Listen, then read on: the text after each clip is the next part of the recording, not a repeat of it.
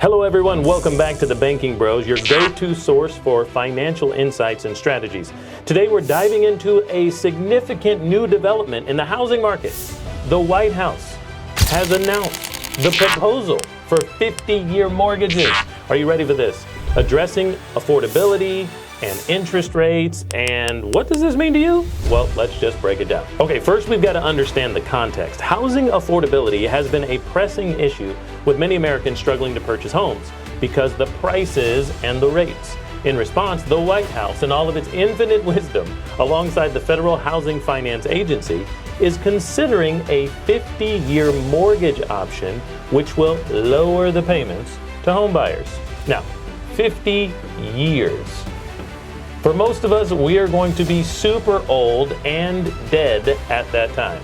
It's either or, it might be both. Now, you might be wondering, how does a 50-year mortgage work? Essentially, the period of payments will extend, of course, from that traditional 30 years for 20 more of them, which will obviously lower the monthly costs. Okay, for example, a $400,000 mortgage is now at 30 years with a 6.22% interest rate is going to be a payment for you at $2,400. Now, stretching that to 50 years, right up here, remember, is going to be an estimated maybe 6.79 rate. Now that will reduce the payment to $2,200. So you can already see the amazing savings rate, and that sounds appealing, right? However, of course, there's a catch. When your monthly payments decrease like this, what's going to happen is that you're going to pay much more interest over the long run.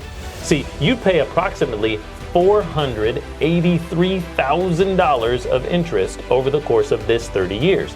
But now, with a 50-year mortgage on this lower price range, what you've got here is paying $980,000 of interest over 50 years. That's an additional almost $500,000. Now, a 50-year mortgage means slower equity buildup.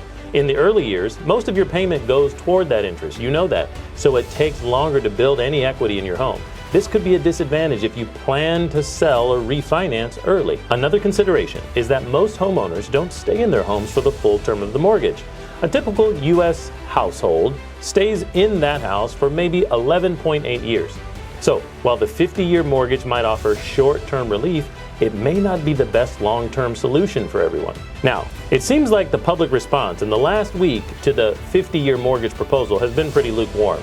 A recent survey found that a majority of respondents had an unfavorable view of the idea, indicating potential challenges in gaining widespread acceptance. So what does it mean for you? If you're considering a 50-year mortgage, it's crucial to weigh in immediate savings against long-term costs. Consulting with a financial advisor or mortgage specialist can help you determine if this option aligns with your actual financial goals. And remember, financial education is always the key. With the right guidance, you can navigate these complex decisions and work toward achieving the financial freedom you really want. That's all for today's episode of the Banking Bros. If you found this information helpful or you need a calculator and a coach to walk and talk you through it, subscribe here, hit the notification bell, and so you don't miss that conversation, click that link and join us on that call very soon. Stay classy, homeowners.